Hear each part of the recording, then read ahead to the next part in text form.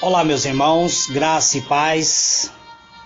Eu sou o presbítero Gregório, de Campo Grande, Mato Grosso do Sul, trazendo mais um pedacinho do Maná dos Céus, falando acerca do ministério pastoral. Este é um ensinamento, amados, para todos aqueles que querem ser um obreiro aprovado por Deus. Não é uma mensagem, não é uma reflexão, mas é um estudo que eu procuro me aprofundar para trazer para os irmãos. Hoje eu quero falar sobre as reuniões diversas que um líder, um pastor precisa participar ou precisa organizar para que a igreja que ele pastoreia seja uma igreja vencedora. Eu estou falando sobre o pastor que exerce o cargo no ministério pastoral. Eu não estou falando sobre aquele pastor que simplesmente é pastor, não ocupa um cargo de liderança na igreja, não tem um comprometimento com a igreja. Ele está lá para ministrar a palavra de Deus esporadicamente, quando lhe for dada a oportunidade. Eu estou falando sobre o pastor que tem a responsabilidade sobre o ministério pastoral. Então vamos lá, livro de 1 Coríntios, capítulo 4, versículo 1 e 2, como base. Vamos lá. O que os homens nos considerem, pois como ministro de Cristo, é dispenseiro do ministério de Deus. Ora, além disso, o que se requer nos dispenseiros é que cada um seja encontrado fiel. Senhor meu Deus, Pai amado, em o nome do Senhor Jesus, eis-me aqui,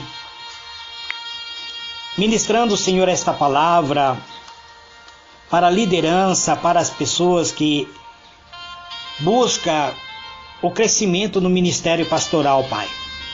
Usa-me conforme o teu querer, para ministrar uma palavra que possa dar base para aqueles que querem exercer o ministério pastoral.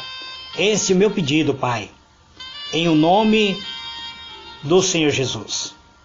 Muito bem, amados, vamos considerar agora as reuniões às quais um pastor deve comparecer.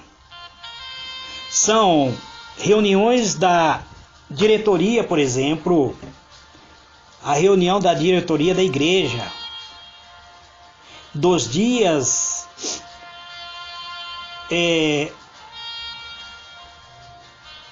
que ele precisa ter essa reunião, ele irá convocar essa reunião, tanto com a diretoria como os diáconos, presbítero, evangelista, apóstolo, bispo e pastores.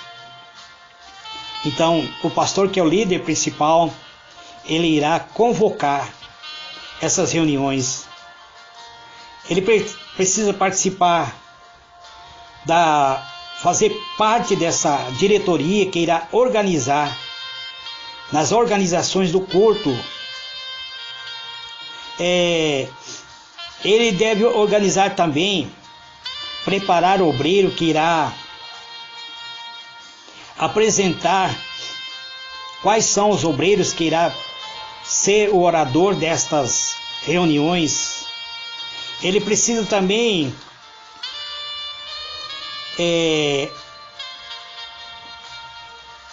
ter um período em que ele estará instruindo os obreiros, que irá promovendo a apresentação das crianças recém-nascidas, que também estará fazendo um momento de apresentação para formatura, casamento. Geralmente o pastor que é o ministro principal, ele não efetua esse casamento, a não ser que os noivos peçam, dizendo: eu quero que o pastor fulano de tal seja ele que faça o meu casamento. Mas geralmente o pastor principal, ele determina ele outorga quem será os obreiros responsáveis por esta atividade. O obreiro que será responsável pela escola bíblica dominical, por exemplo, ele irá empossar uma diretoria dizendo: pastor fulano será responsável pela escola bíblica dominical, e ele vai escolher os professores que irão trabalhar com ele. E esses pastores que irão efetuar esses trabalhos, eles não receberão salário, pois eles são consagrados para um trabalho, para um determinado dia, que geralmente é no domingo. Cada obreiro tem a sua atividade por escala numa obra a efetuar. A diretoria da célula tem o seu dia certo para reunir em determinado dia da semana, em determinada casa ou casa por casa. E assim essas pessoas não precisam ser remunerados, pois eles estão fazendo isso para a glória de Deus. Mas o pastor, ele precisa ter esse momento onde ele estará separando o obreiro que irá fazer essas reuniões de formatura, apresentação de bebê, casamento, inclusive o funeral dos membros que passarem para a glória. Até mesmo estar preocupado, obreiros que estarão em atividade durante o ano inteiro, voltado inclusive para a festividade. A igreja vai completar aniversário, tem que ter obreiro responsável por isso. Numa igreja, por exemplo, de 200 membros, cerca de 20 pessoas fazem aniversário durante um mês. Por exemplo, 20 pessoas fazem aniversário, e seria muito agradável, pastor, durante o final do mês, reunir aqueles 20 irmãos que fizeram aniversário e um determinado dia do mês cantar o parabéns para todos os 20 irmãos que fizeram o aniversário durante o mês inteiro. Geralmente isso se faz no último dia do mês, ou seja, no último domingo do mês, porque está encerrando o seu mês. Então, seria muito agradável, pastor, lembrar dos seus membros que estão comemorando o aniversário. Se eu fizer, não durante o dia do aniversário, mas no final do mês, fazendo assim um culto de agradecimento a Deus pelo aniversariante. Isto não é obrigatório, mas seria bom. Os membros se sentiriam honrados, os membros se sentiriam que está sendo valorizado pelo seu líder, pelo seu pastor. O pastor também precisa estar organizando um dia exclusivo para a Santa Ceia do Senhor. Geralmente as igrejas comemoram a Santa Ceia no primeiro domingo de cada mês. Eu não sei, eu estou falando isso por meio assim de um estudo que eu analiso. Então eu não sei como será, vocês que estão me ouvindo, qual seria o dia de reunião da Santa Ceia do Senhor na sua igreja. Uma outra coisa que o pastor precisa organizar é reunião de oração. Uma reunião de oração não pode, se existe a campanha, amado, essa campanha ela deve ser organizada e deve ser efetuada no seu horário correto. Não se pode quebrar uma campanha de oração. O pastor também tem que visitar os membros da igreja que está doente. As pessoas que, por exemplo, ficaram muito tempo sem ir na igreja. o pastor deve visitar essas pessoas, procurando saber por que essa pessoa está se afastando das reuniões. O pastor também precisa ministrar um sermão que traga um impacto do próprio evangelho da salvação. Tudo isso é um trabalho burocrático que o pastor, pela força do seu cargo, deve executar durante semana, meses, anos em que ele está na frente de um trabalho pastoral.